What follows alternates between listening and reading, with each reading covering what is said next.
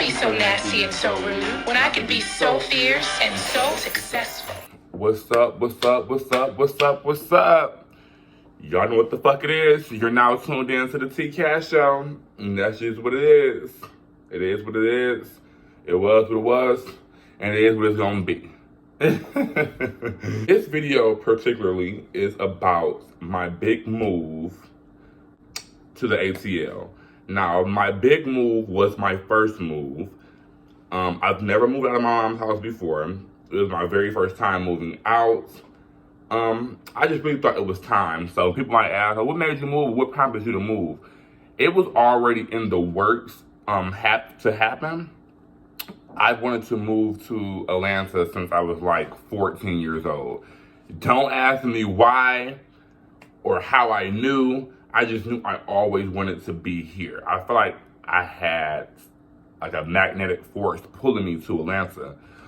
I came here in 2014 for a family reunion with my mom's family. So I went to this family reunion. I believe it was like 2014, 2013. One of the two. Either or, I was still in middle school.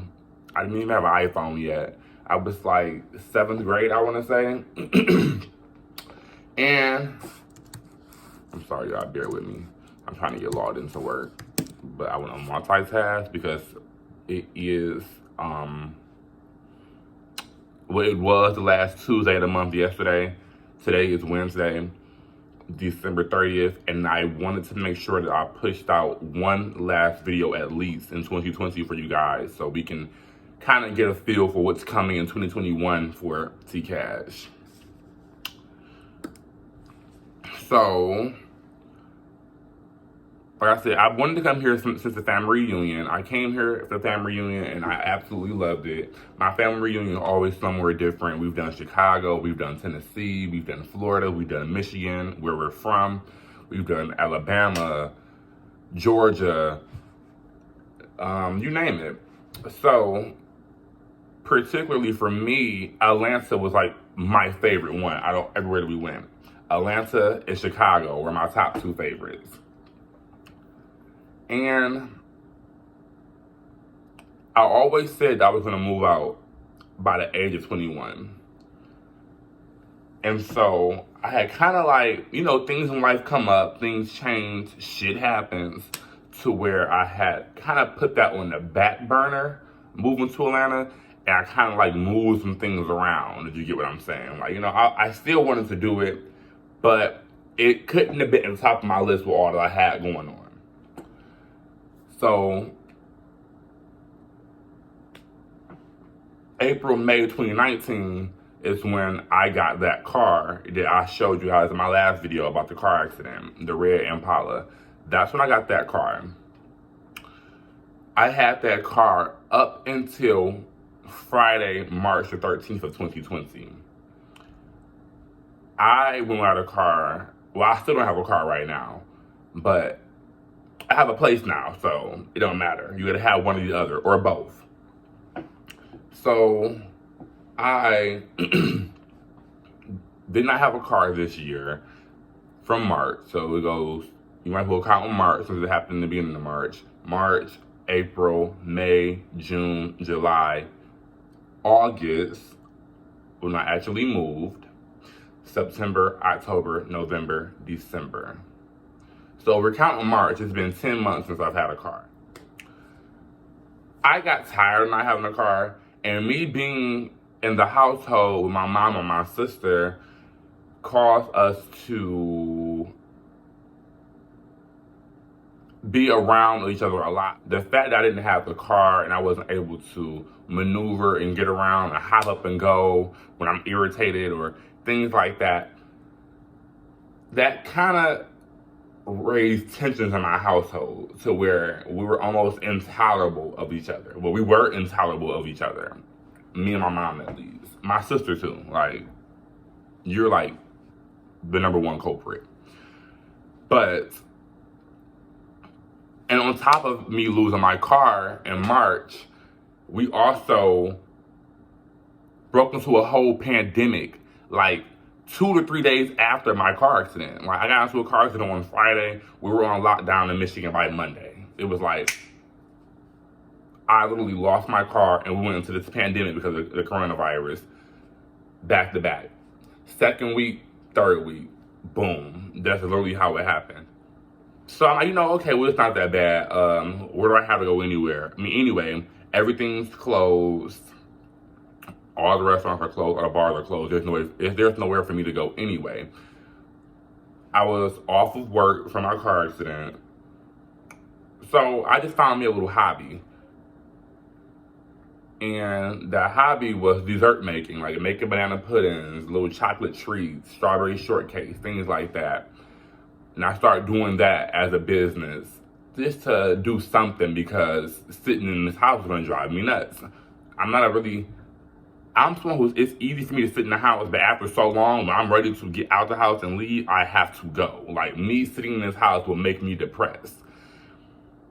So, I'm off of work, my mom's off of work, my sister's off of work. The three of us are just in this house all day, every day, bumping heads, stepping on each other's toes. Well, more so like stomping on each other's toes. Fuck stepping. And I'm in the middle of this lawsuit. So when it comes to a car, people are like, oh, well, it's been 10 months. Damn, you couldn't get another car. Or damn, you didn't have insurance. 1, I didn't have insurance. 2, I could get another car. 3, I had the funds to get another car. Or the down payment of another car, I should say. But it would not have been smart to do so, being that I'm in pain. I'm in the middle of a lawsuit. How the hell are you okay to just hop up and drive?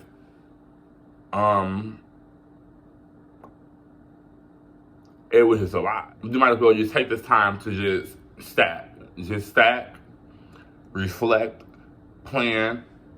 Those are my plans for 2020. So we go April, May, June. Me and my mom had this really big blowout. I'm sorry, y'all. I don't know why I have to keep clearing my throat, but we had this really huge major blowout. So we didn't talk in the month of June anymore. We didn't talk in July anymore. And I want to say in July, I switched up my hustle. I started making like these little chicken bite boxes, like 10 chicken bites and some fries. And I coated the bites that I cut up the breasts, I seasoned them, I floured them. These were some really good chicken breast bites. This not no fake shit. This ain't no breaded little fake ass bag of the chicken. No, these are homemade chicken bites. So then, I made them really saucy or whatever with the garlic parmesan from Buffalo Wild Wings or honey barbecue or half and half. And boom, $10. And I was doing that. My mom had a deep fryer. I was doing that, and I think my mom may have been intimidated. I don't know. But both hustles that I started doing with just my bare hands, boom, the support was crazy. People will buy anything. So anybody who want to get out there and sell something, people will buy anything. And once this person buys it, that person buys it. And once that person buys it, this person buys it. And this person sees that person with it, and that person buys it. The bandwagon effect. All you need is those first couple of supporters, and everybody will begin to bandwagon. So that's what was happening for me, I believe.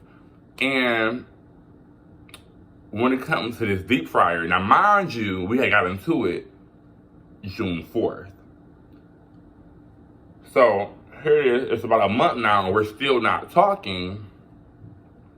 July, okay, I only do these chicken bite boxes because the treats are kind of slowing down right now. There's no holidays, but people always want chicken or fries. And it's a Friday, boom, it works. You just have to know how to strategically drop and market. So one day my mom comes home and she's like, oh, it looks like you're gonna need you a deep fryer or either pay me to rent that one. Now, mind you, she's being petty because of our argument that we had a month ago. So I didn't respond to her because I didn't know whether she was playing or serious. Especially when I had to make a little small talk here and there with her. We weren't cool, but you could tell I wasn't in the same energy that I was in, I guess, a few weeks prior. I didn't care as much as I did when it first happened. However, she holds grudges, which she swears she doesn't. So she was still mad about some shit that had happened a month ago. It was so minute, if you ask me. So, like I said, I don't say anything. I kind of chuckle. I acknowledge her, but I don't really say much because I don't really want to say the wrong thing and you think I'm being smart, and then now you have an issue to come in here and fuck with me because you thought I was getting smart with you, which I wasn't. So, that whole day goes by, I push out all of my boxes and stuff, but I had some boxes that I had more orders for, that I had squirrels in. So I had planned on waking up in the morning and finishing those boxes to have them come get the boxes by like noon. When I woke up, I can't find the cord to the deep fryer. Now, I know I'm getting all off track with this story, but this plays an interesting part. And so, you know, we figured out that my mom had took the deep fryer cord and she had hid it. And when we called her, she said, you know, well, I told him he needed his own deep fryer, pay me for that one. I mean, I rent that one. And we, like, you really was serious? Like, that's some petty shit. And at that point, I knew I was done. Like I said, I had already been planning to move since about April, March or April. So, me doing all of these hustles, like banana pudding and chicken boxes and all of this, was me gathering up my last couple thousands and twos and fews to have savings from when I move out of state on my own, which she did not know. I had mentioned that I was going to move, but I don't know if she thought I was bullshitting, but she literally started to deliberately attempt to stop my bag, literally. So, at that point, I was fed up. Like, oh, hell nah. That's the last fucking straw. You got me fucked up. At this point, I'm not finna lose my mind, go to jail, be stressed out about none of your bullshit that you want to keep on pulling and fuck with me when you feel like you want to fuck with me. You nitpick when you want to nitpick, and this, that, and the third. So, I had already had my apartment in Atlanta being lined up and things like that. And I think in the midst of all of that, I really started just pushing it. Like, you know what? This is it. I'm feeling like I'm shedding the skin. I'm feeling like I can't breathe. I'm feeling like I need to get out of here. I'm going to lose my mind. I'm going to snap. This is the time where you need to just take your own path. And I knew that by me just doing that, me removing myself from the situation before things got really bad, and me and my family moved to a place that we really can come back for, I knew I had to remove myself from the situation, being the bigger person. And it works. It worked for me. It brought me to peace. I was able to really reflect, and I've made amends with so many people. Some of my biggest enemies I've forgiven, and I've made up with them. I've hugged them. I've talked to them on the phone. We've talked it over. I am just in a place where I really don't care about a lot of negativity if it doesn't really benefit me. If it takes my energy for a not good use, I don't really want to give my energy to it. But if it's something I can put my energy in, that's my energy into, that will bring good to me, I'll put my energy over there. And me coming to Atlanta was me putting my energy over here and removing myself from all of the bullshit back home in Detroit. Not even just family, just the same old. It was just time for something new. I'm 21. I'm stepping into this new era of my life. I'm no longer a kid. I wanted to just step out on faith and create my own memories for my life. I wanted to start creating my own path and take the path less chosen. At least for my family, is less chosen. Since I have been to Atlanta, life has been rocky, but I would say good, because no matter what I've come across or what I've endured, I've always stayed afloat. So that's a big thing for me. I haven't missed any meals. My bills have been paid on cent every month. Nothing has been shut off or cut off. I haven't been receiving any eviction notices or anything like that. For me to have just moved out for the very first time in my life on my own, no roommates, no help from parents, no family here, it was just kind of like, my first night in my apartment, it was kind of like, shell shocked, like, wow. Bitch, you in Atlanta? Like, bitches, you need to round the fuck up and let's get it cracking in the motherfucking A. But my first night here, I didn't have a bed or anything like that, and I slept on my floor on a pallet, and I just, kind of laid back and just stared at my ceiling and reflected like, you did it. We did it, Joe. We did it. Like, you did it. You did it. You did it on your own. You did it. Like, but it's been hell. My TVs have been broken from FedEx. My work computer was stolen from FedEx. They were bullshitting with my claim reimbursement from FedEx. They sent my checks to Redford. I told them, like, I don't even live there. I told y'all I don't live there. They didn't send them to Belleville. Y'all sent them to the wrong address in Atlanta. Then y'all finally sent them to Atlanta. It took for me to contact FedEx corporate and FedEx CEO for me to get my claims from them breaking my TV and stealing my computers. In the midst of that, I still had bills rolling. And how about this? In the midst of my computers being stolen, I no longer had any paid time off. Considering the fact I was ending my short-term disability from getting in my car accident, I didn't have any paid time off. So the weeks that I was missing from work because of my computers being stolen, I was not getting paid for any of that time. So it started putting me in the hole immediately because now I'm digging into my savings that I didn't think I would be digging into this soon.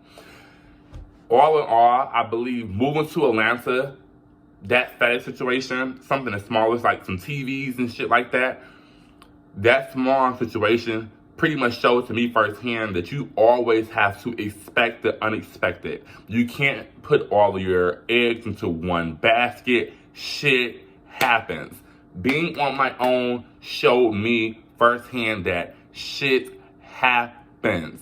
The shit that you least expect to happen, the most bizarre shit happens. And it's just kind of like one thing after another. But how you stay afloat and stay grounded, afloat of the water, or stay grounded on land, you know what I'm saying, mentally, emotionally. How you stay grounded is just knowing that better days are always coming. It's not the end of the world.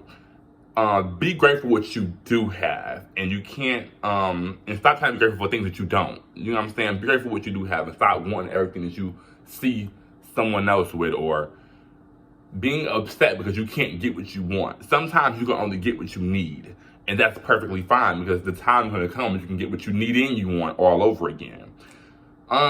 Just being on my own, I just I've experienced sacrifices already within these 5 to 6 months of me being here. All in all, what I will say is, to me, it's all growing pains.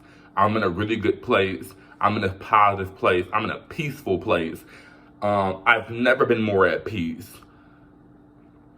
Me being at peace so much has made me, like I said, amend things with so many people that I never thought I would speak to again. Some people who have done me the wrongest, I have made up with them. I've made up with like so many people within these last 5 to 6 months. It's crazy. It's just, life is so short. So much shit don't even be worth it. How do I like Atlanta overall? Well, I think it's over fucking rated. I tell that to everybody. Everyone who asks me back at home in the show, like, well, how's Atlanta? Well, how's Atlanta? Or even people here, how you liking it? Poquito. Overrated a little bit. The food is nasty. It's hell. I haven't had a good soul food meal yet. I've tried several different places. I have not tried Old Lady Gang or Frost Bistro or Hattie Marie's, but those 3 are all on my list. They say, oh, Atlanta has the best wings. Atlanta has the best wings. That's a lie. Detroit wings are better. I have had better wings at Bar 7 or North Bar or Celebrity Sweetwater wings are better than any wings in Detroit. I mean, Sweetwater wings are better than any wings in Atlanta. Sweetwater in Detroit is better than any wings in Atlanta. Mark my words. And in Atlanta, these bitches is fake. They are fake, okay? Everybody is somebody that they're not. I believe that I am too humble for Atlanta, if you ask me. Everyone is very arrogant. Everyone is very cocky. Everyone is someone that they're not. Like, as far as working in the bars, I believe the bars are sexist. Like, all the little bars, you want to be a hookah server or a bartender or a waiter. Most places in Atlanta only hire women. Women who can be in crop tops or tight t-shirts and booty shorts, and everywhere it's always women front of house. They always want to hire the dudes and the guys for the back of house. My thing is, I'm not a back of house kind of bitch. I'm front of house. I have the personality in the package and things like that. You know what I'm saying? I have the hard work, I have the charm, I have the ambition, I have the, I'm personable. All the attributes that you would put in someone that is front of house. I have very strong customer service on my resume. Why would you put me in the back of house? So I thought I would be able to come down here and work in a bar and make easy money, but that's a harder field to break into, harder than what I thought it would be. I would actually have a better chance of working in a bar back at home in Detroit, because although they do prefer women a lot in like strip clubs, to waitresses and shit like that, they also do have I have to what it's called. They also have males that work in a strip club too. I can't think of what it's called. A porter. They have porters in Detroit in a strip club and stuff like that. They don't even have porters here. They call them sweepers, and it's not really a need for them. They don't really have hookah boys in Atlanta. They're all hookah girls. And Detroit is hookah boys or hookah girls. That's something. The cost of living here is high. You can get much more affordable things back home in Michigan. But I feel like for the quality of what I have in an apartment, I would be paying the same thing for this back at home. They don't have corned beef here. It's not really like a big thing for corned beef. How we have like Asians corned beef, Lou's corned beef, or Lou's Deli for corned beef, Lime's corned beef and ham. Like Detroit has corned beef here, corned beef there. Any little Coney Island you can go to, they have corned beef egg rolls. They don't have corned beef egg rolls. They don't have corned beef, and they damn sure don't have Coney Island. They don't have Burns. They don't have Better Made chips, which I knew those things before I came here. Things that I do like about Atlanta: the weather, the fact that it is December 30th and it's 66 degrees outside. We ain't even hitting the 70s no more, but the fact that we are still in the high 50s to mid 60s, even high 60s some days, and in Detroit it's fucking 24 degrees and snowing. Well, I was just in Detroit for the holidays. I was just in Detroit from the 20th to the 28th. Every day I was there, I'm like, oh shit, it's cold. Shit, it's cold. Send me home. Send me home. Send me home. Listen, it ain't hot in Atlanta, but it ain't this damn cold. In Detroit, it was like a dry, bitter cold. Here, it gets cold at nighttime, but through the day, it's like those spring temps, which is good with me because spring is my favorite season. I have family and friends here every single month. It hasn't been a month since I lived in Atlanta that I didn't have a visitor from Detroit. Every month, I have like some cousin coming or some friend. I'm never alone. My best friend, I'm actually in my best friend's apartment right now. I'm in my friend's apartment right now. My friend Chris lives next door from me. I just noticed something was missing in his apartment. But I'm next door in his apartment. It's really just me and him. really just me, because his ass always gone. He got other friends in Atlanta. You know, he clubs, he works out in public. When he works at like an office setting, he goes into the office. He has friends that he goes to bars with. He has friends that he link up just to go have dinner with. He has friends here. As far as me, it's just me. I mean, me and him hang, but for the most part, I kind of do me. He kind of do him. We do come together throughout the week sometimes, but for the most part, it's just me, and then there's him. And then we pretty much just FaceTime and talk on the phone all day. That's how that goes. But besides him, there's just me. My nearest relative to me is in Tuscaloosa, Alabama, like 3.5 hours away, which isn't that far, but yes. I want you guys to comment. This video is longer than what I expected it to be. That's because I actually had some shit to talk about. Y'all can comment questions below about how I'm liking Atlanta, or differences, or comparing contrast, anything that you're wondering that I didn't touch based on in this video about my transition from Detroit to Atlanta.